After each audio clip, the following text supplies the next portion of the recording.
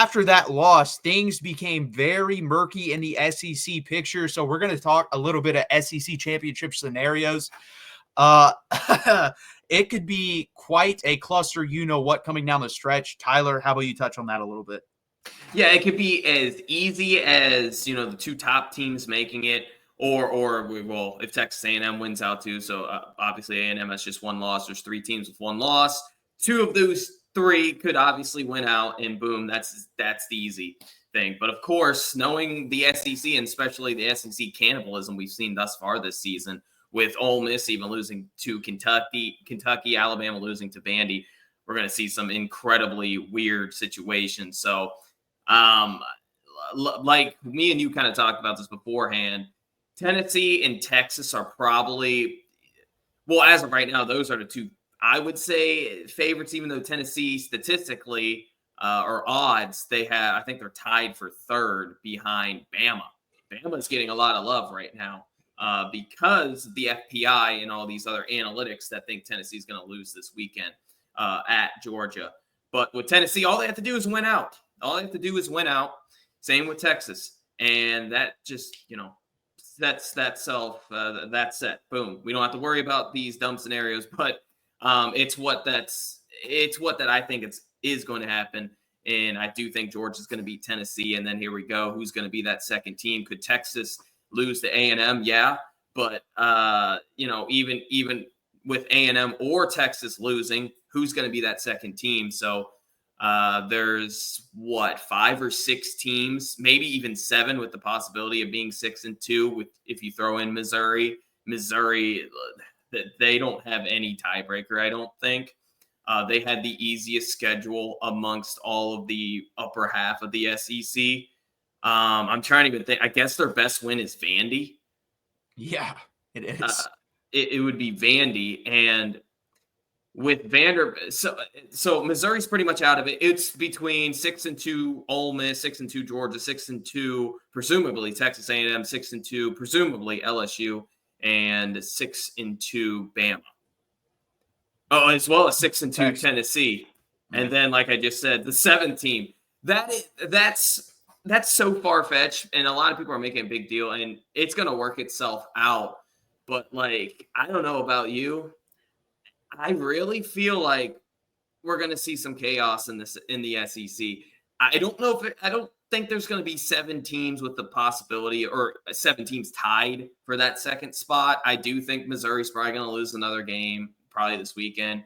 I do think there's a possibility Tennessee could actually lose 2 more games at Vandy. Vandy, you could say what you want about Vandy. That's a rivalry game, and that game is circled on their schedule now, with them losing to South Carolina, and then whoever else. So those 2 would probably take care of themselves.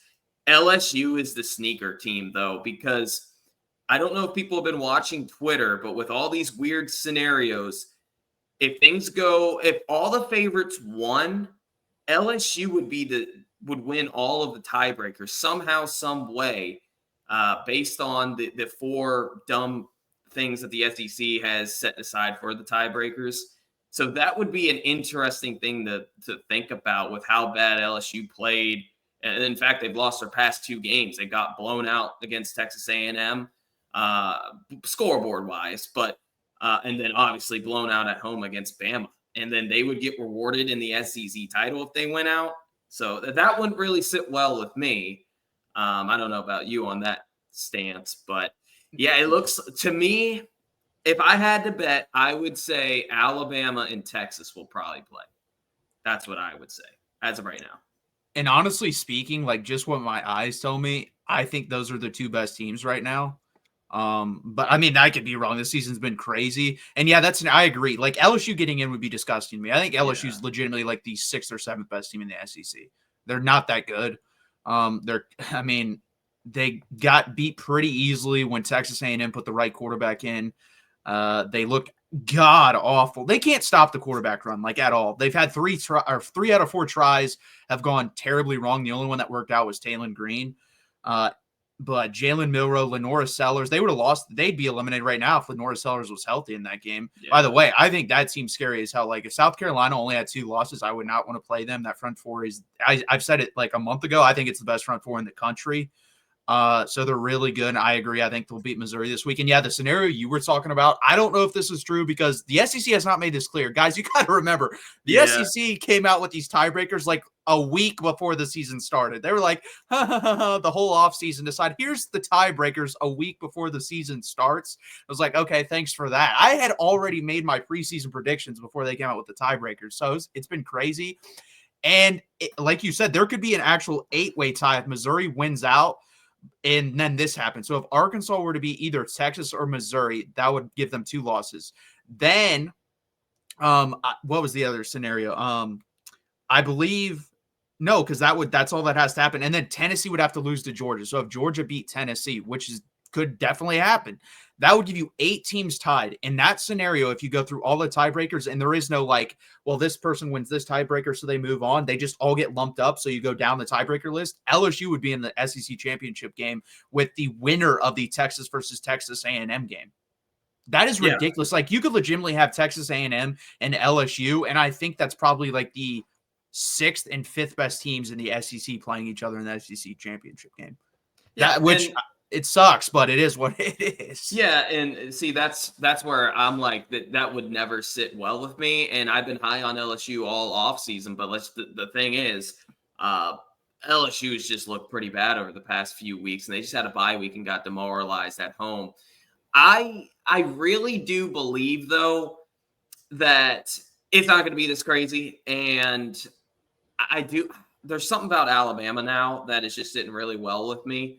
With how they've been playing. They're playing their best ball now. They had that weird 3-week stretch in which weird things were happening. They lost to Vandy, obviously. Then they barely beat South Carolina. Then they lost again to Tennessee in a weird game. But yeah, just rewarding LSU. And the weird thing is, if those 8 teams were in that said tiebreaker, LSU's record would be 1-2 against them, while Bama would be 2-1, or 3-1. No, yeah, 3-1 if you do count Missouri. Ole Miss would be 2-1, and Tennessee would be 1-1. LSU being 1-2 against those head-to-head teams in the top 8. Why would they get to go? See, that's why I don't really think that's final, but again, that's just what we're going off of. That's the scale. The SEC hasn't announced anything, so I'm guessing that they're just going to go with what they did in the preseason, which is fine. But again, it's going to work itself out, so we won't really have to cry and complain for right now. We're just, speculating, and it's a legitimate scenario. Yeah, I really hope it does work itself out because it wouldn't sit right with me either. I don't think LSU would be worthy to get in. And yeah, they'd probably be like, even on a worthiness scale, do I think they're the best team or second best team in the SEC? No, but I definitely don't think they'd be one of the 2 most worthy either. Just looking at that, what you just pointed out, they'd be worthy more than Texas, because I think Texas in that scenario would be 0-2 because they would have played Georgia and A&M and lost to both of them. So yeah, they should definitely be eliminated. But yeah, like Alabama, Ole Miss, and Tennessee, in Georgia, honestly, too, would all be more worthy, in my opinion, than LSU would have. So, yeah, it doesn't make much sense. And you see, that's why I think head-to-head should be number 1 in those said teams. But again, it's a mixture of, I think it was 4 different things in their criteria. One of those is the head-to-head amongst those teams. The other is best record against common opponents. Yeah. But they all don't play each other. That's the thing. That's why it would be LSU, because they all don't play each other. And record versus common opponents, you can only do that one-on-one. That's like a one-on-one tiebreaker. You can't do that for 8 teams. Yeah. So it's going to work itself out. I feel like every time this does happen, it works itself out, or at least there isn't a big scenario. But I do believe there is going to be a 4-way tie between the 2 through 5 seed. So however they're going to figure that out is beyond me. And we'll see. LSU could lose this weekend. Georgia could lose this week. Well, if Georgia loses this weekend, it pretty much fixes everything. I wouldn't say it's done and set because Tennessee could lose to Vandy end of the year.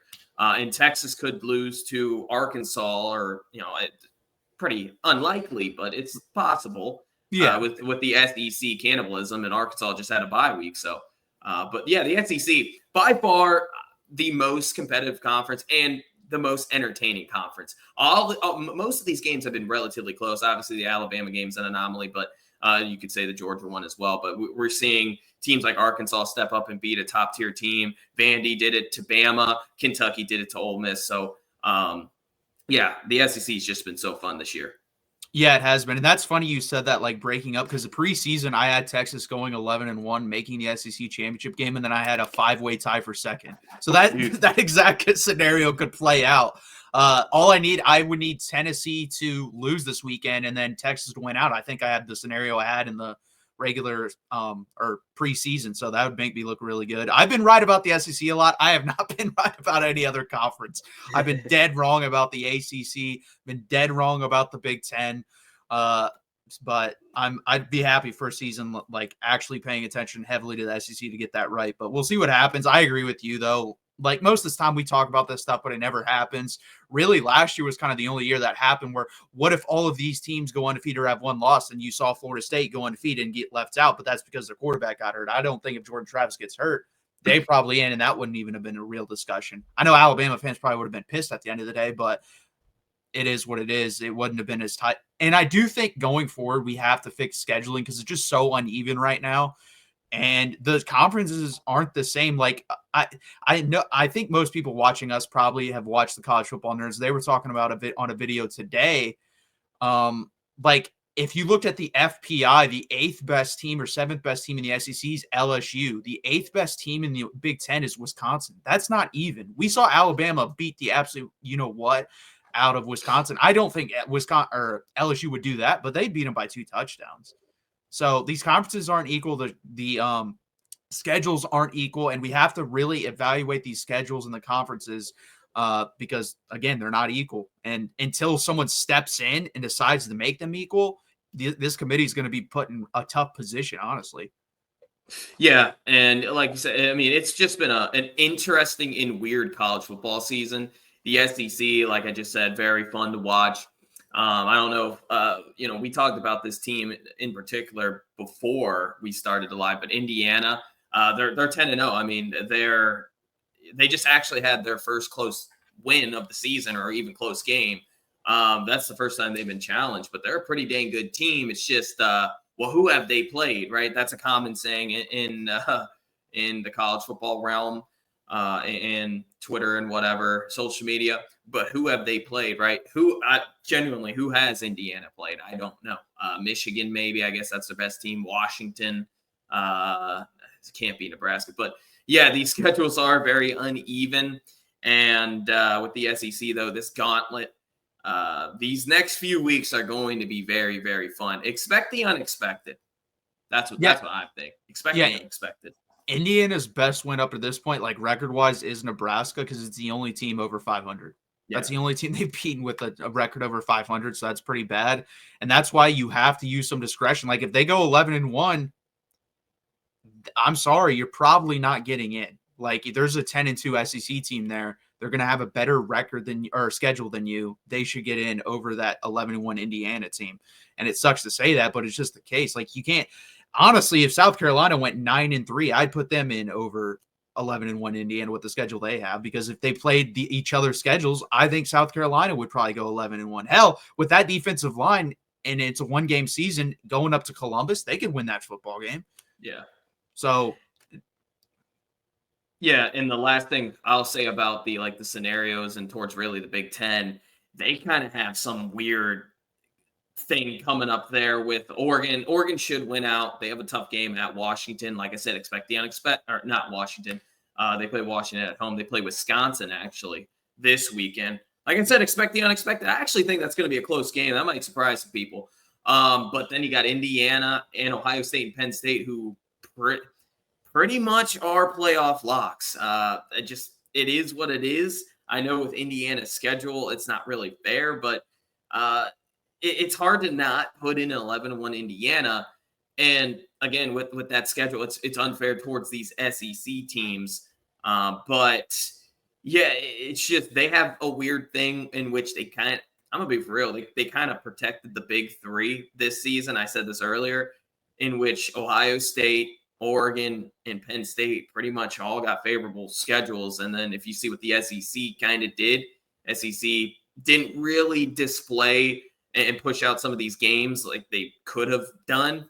And obviously now with Texas, if Texas goes 10-2, that could be a question mark. If they lose Texas A&M, I don't think, to be honest with you, I don't think Texas will be hosting a game if they were to make the playoffs.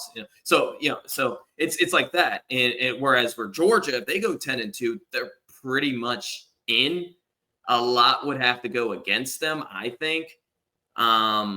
If Georgia doesn't get in, like that weird 6-game or 8-team tiebreaker could screw Georgia, I guess. Yeah. But see, and then that's where the unbalance of schedules come to play, and it's going to hurt some teams. But again, this is our first time with the 12-team playoff, and to be honest with you, if you can't make a 12-team playoff, I don't know if you really should be talking.